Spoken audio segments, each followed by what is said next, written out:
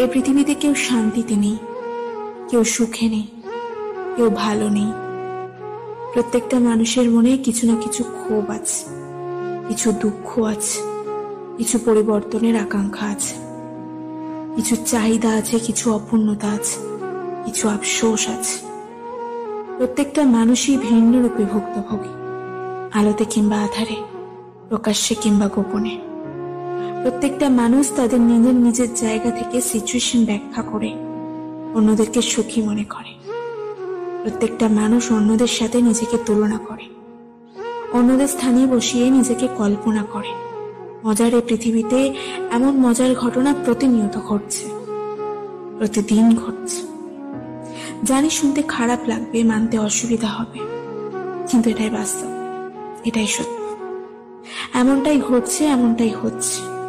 তুমি তো নিজেও দেখছো, আমরা তো নিজেরাই দেখছি যে বিবাহিতরা ডিভোর্সের চিন্তায় ব্যস্ত, আর অবিবাহিতরা বিবাহের চিন্তায় মগ্ন। কিছু মানুষ বিবাহ করার পরে আফসোস করছে, আর কিছু মানুষ বিবাহ করার জন্য পাগল হচ্ছে। কোনো বিবাহিত ব্যক্তি যখন কোনো অবিবাহিত মানুষকে দেখে, তখন মনে করে সে কত সুখে আছে, কত আনন্দে আছে, তার জীবনটা কত সুন্দরভাবে আনন্দের সাথে কাটছে। ঠিক একইভাবে যখন কোনো অবিবাহিত ব্যক্তি কোনো বিবাহিত ব্যক্তিকে দেখে, মনে করে সে অনেক ভালো আছে, তার জীবনে একজন জীবন সঙ্গী আছে, সে তো অনেক সুখী। কিন্তু বাস্তবতা কি জানো? প্রত্যেকটা মানুষ নিজের নিজের জায়গা থেকে ঠিক আছে। হ্যাঁ, অবশ্যই প্রত্যেকটা মানুষই তাদের নিজের জায়গায় ঠিক আছে। একটা জিনিস, একটা বিষয় সর্বক্ষণ নিজের মনে, নিজের মস্তিষ্কে গেঁথে নিও। মানুষ নিজের পজিশনকে খারাপ আর অন্যের অবস্থানকে সব সময় ভালো মনে করে। তুমি নিজেই দেখো, বাচ্চাদের বড় হওয়ার চিন্তা, কবে বড় হব, কবে একটা ভালো জীবন পাবো, আর অন্যদিকে বড়দের শৈশবে ফিরে যাওয়ার আকুতি।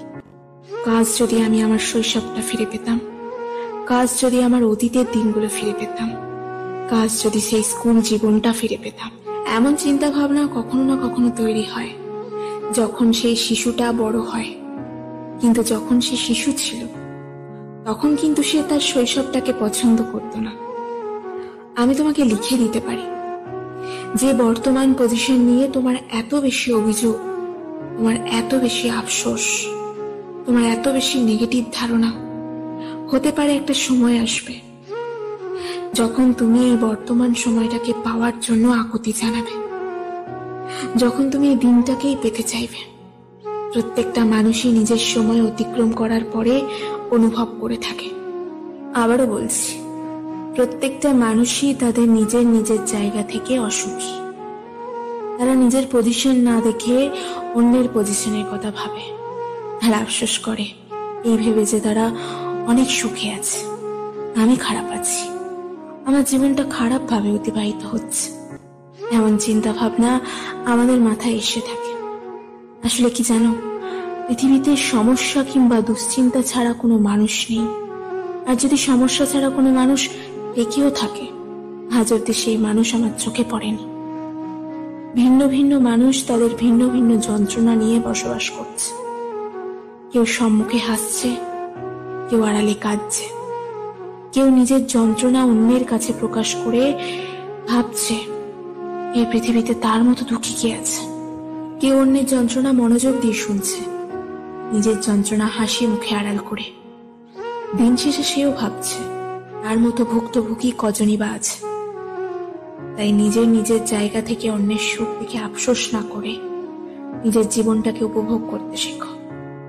আফসোস করার জন্য হাজারো কারণ আছে, থাকবে, কিন্তু উপভোগ করলে আফসোসের মাত্রাটা কিছুটা হলেও কমবে। কিন্তু ওই যে একটা তিক্ত বাস্তবতা, এই পৃথিবীতে কেউ ভালো নেই, কেউ ভালো নেই। এটার উদাহরণ তুমি জানতে চেও না, কেননা এটার উদাহরণ তুমি নিজেই। হ্যাঁ, আমরা নিজেরাই এর উদাহরণ। চাকরিজীবীরা কাজের চাপে ক্লান্ত, আর বেকার ছেলেটা চাকরি পাওয়ার আশায় চিন্তিত। চাকরি পাওয়া মানুষটা চাকরি ছাড়তে পারলে বেঁচে যায়। তার কাছে এখন চাকরিটা বোরিং মনে হয়, ক্লান্ত মনে হয়, মনে হয় যেন এই একঘেয়েমি জীবন আর ভালো লাগছে না। অথচ বেকার ছেলেটা নিজের জীবন পরিচালনা করার জন্য শুধুমাত্র একটা চাকরি পেতে চায়। এই সমস্ত চিন্তা ভাবনাই তো আমাদের জীবনটাকে জটিল বানিয়েছে। এই সমস্ত চিন্তা ভাবনাগুলোই তো আমাদের জীবনটাকে জটিল করে তুলেছে। চাকরি পাওয়ার আগে পর্যন্ত এটা তোমার জীবনের সব থেকে গুরুত্বপূর্ণ, সব থেকে প্রয়োজনীয় ছিল। আর চাকরি পাওয়ার পরে সেটা তোমার কাছে ক্লান্ত হয়ে উঠেছে, সেটা তোমার কাছে বিরক্তিকর কারণ হয়ে উঠেছে, সেটা তোমার কাছে বোরিং মনে হচ্ছে। অথচ তোমার মতো কেউ একজন সারা দিন রাত পরিশ্রম করছে শুধুমাত্র একটা চাকরি পাওয়ার আশায়। আর এই দুই ধরনের মানুষের চিন্তা ভাবনাই এটাই বলতে চায়, কেউ তার নিজের অবস্থানকে মূল্যায়ন করে না, কেউ তার নিজের অবস্থানকে ভালোবাসে না, কেউ তার নিজের অবস্থানকে গুরুত্ব দিতে চায় না, মর্যাদা দিতে চায় না। সেই জন্যই হয়তোবা আমাদের মনে হয় যে আমরা ভালো নেই, আমাদের মনে শান্তি নেই, আমাদের জীবনে সুখ নেই। কিন্তু প্রকৃত শান্তি কি জানো? এটা উপভোগ করা, এটা অনুভব করা যে আমরা ভালো আছি। আমরা ভালো আছি কারণ এই জীবন আমাদের পরিকল্পনার অংশ নয়। হ্যাঁ, হয়তোবা আমাদের জীবনে ঘটছে, কিন্তু কেউ একজন আছে যে এই জীবনটাকে পরিকল্পনা করে সাজিয়েছে। কারোর পরিকল্পনার অংশ তোমার এই জীবনটা। এটা মনে রেখো, এটা মাথায় রেখো। যিনি তোমাকে পৃথিবীতে পাঠিয়েছেন তিনি তোমার থেকেও বেশি চিন্তিত তোমাকে নিয়ে, কারণ তিনি তোমার প্রতি তোমার থেকে বেশি দায়িত্ববান। নিজের অবস্থানকে মূল্যায়ন করতে শুরু করো। জীবনে যেখানে আছো, যে ক্ষেত্রে আছো, যেমন ভাবে দিন কাটাচ্ছ, যেমন ভাবেই কাটাও না কেন, তার জন্য উপরওয়ালাকে ধন্যবাদ জানাও। তিনি তোমাকে কত কিছু দিয়েছেন সেটা মনে করার চেষ্টা করো। তোমার চিন্তা ভাবনা এটা হওয়া উচিত নয় যে তুমি কত কিছু থেকে বঞ্চিত হয়েছ। আমরা যেটা পাই সেটাকে আমরা মূল্য দিতে চাই না, সেটার মূল্যায়ন আমরা করতে জানি না, আমরা করি না। সেই জন্যই তো এত আফসোস যে কাশ যদি আমি ওটা হতাম, কাশ যদি আমি ওটা পেতাম, কাশ যদি আমি ওটা ফিরে পেতাম, কাশ যদি আমার জীবনে এমনটা হতো। এই জীবনটা তো আমি চাইনি। কিন্তু আবারও তোমাকে বলছি, তোমার জীবনটা শুধুমাত্র তোমার পরিকল্পনার অংশ নয়। তোমার জীবনে যেটা হচ্ছে, যতটা হচ্ছে, হতে পারে সেটা তোমার ভালোর জন্য হচ্ছে, হতে পারে তোমার জন্য বড় কিছু অপেক্ষা করছে, ভালো কিছু অপেক্ষা করছে। তুমি নিজেকে সেটার জন্য প্রস্তুত করছো কিনা সেটা গুরুত্বপূর্ণ। আমরা আমাদের শৈশব ফিরে পেতে চাই, কারণ তখন এত বেশি জটিলতা ছিল না, জীবনে এত বেশি ঝামেলা ছিল না, এত বেশি মানুষ চেনার প্রয়োজন পড়তো না, এত বেশি আঘাত, এত বেশি ধোঁকা, এত বেশি ছলনা, এত বেশি নাটকের দুনিয়া ছিল না তখন। কিন্তু এটাকে অ্যাকসেপ্ট করতে হবে যে দুনিয়া বদলাচ্ছে, এটাকে অ্যাকসেপ্ট করতে হবে যে মানুষের চিন্তা ভাবনার মধ্যে অনেক ঘাটতি আছে। ঘাটতি আছে বলেই আমরা আমাদের পজিশন, আমরা আমাদের অবস্থানকে কদর করতে চাই না, মূল্য দিতে চাই না। এটা অস্বীকার করার কোনো জায়গা নেই।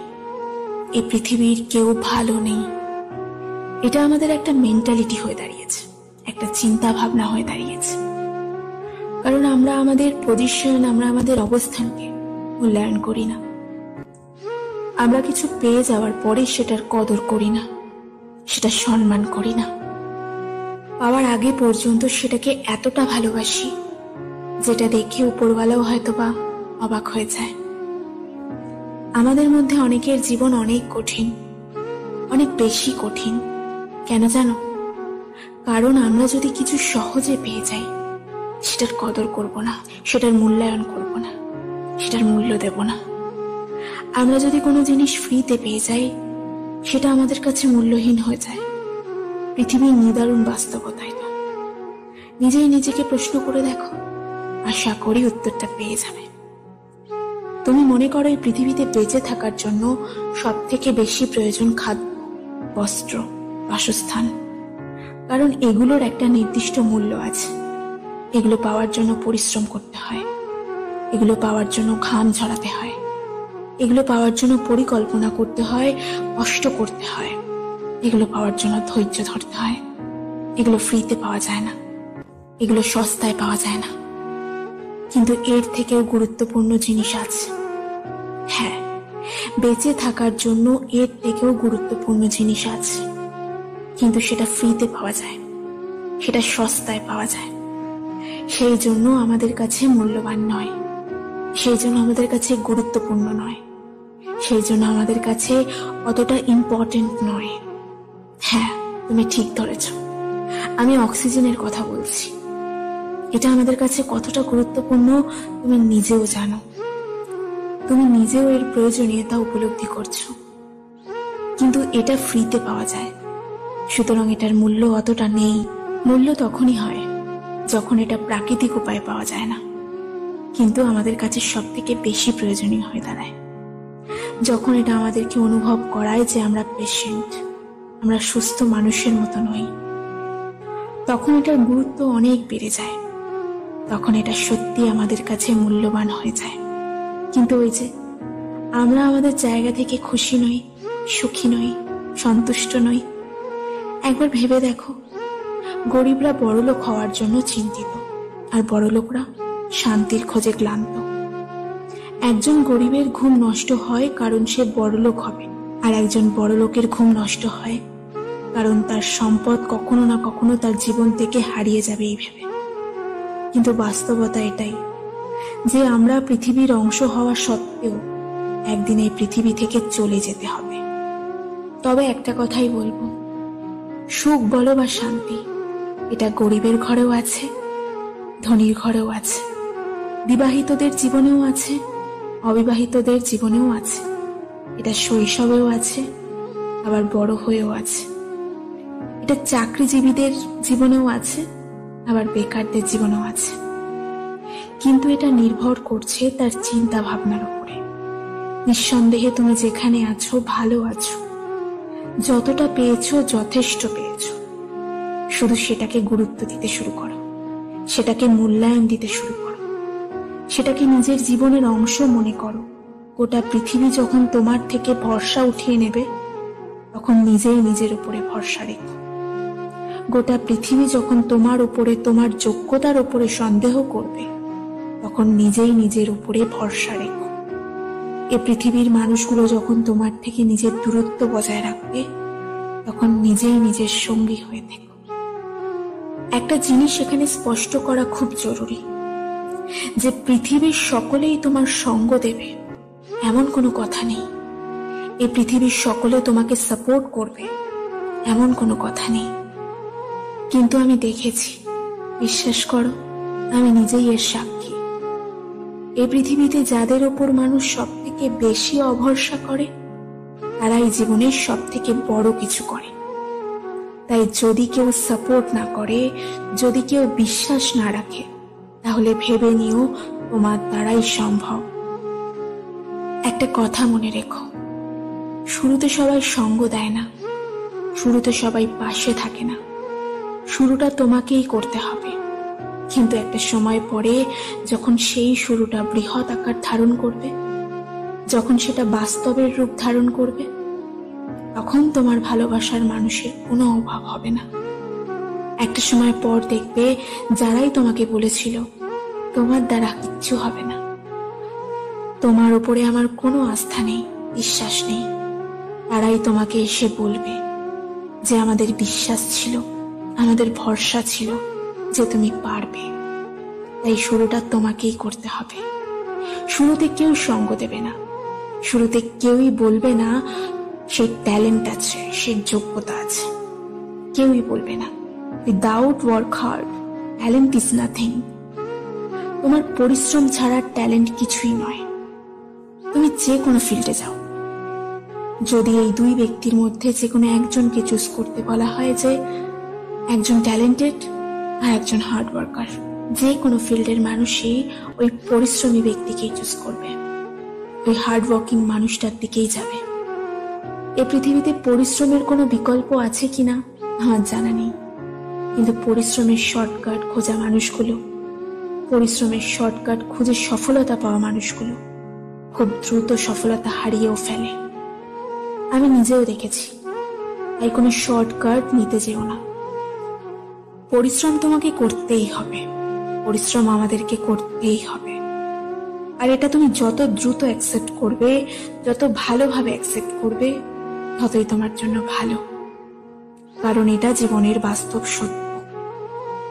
এটাকে তুমি সহজে যত মেনে নেবে, যতটা এনজয় করবে, ততই তোমার জন্য ভালো। তুমি জানো এই পৃথিবীর সব থেকে ধনী ব্যক্তি দিনে কতক্ষণ পরিশ্রম করে? সপ্তাহে 100 ঘন্টা, কখনো কখনো 120 ঘন্টা।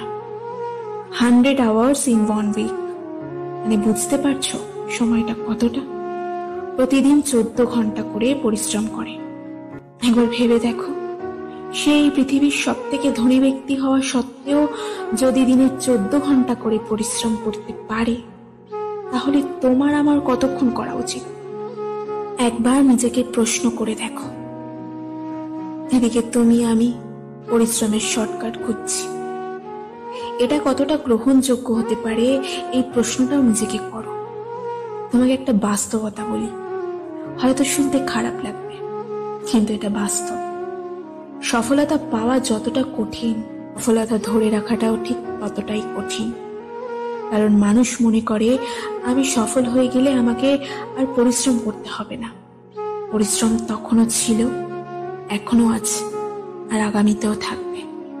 তবে হ্যাঁ, তুমি সফল হলে মানুষের তোমার প্রতি দৃষ্টিভঙ্গি বদলাবে।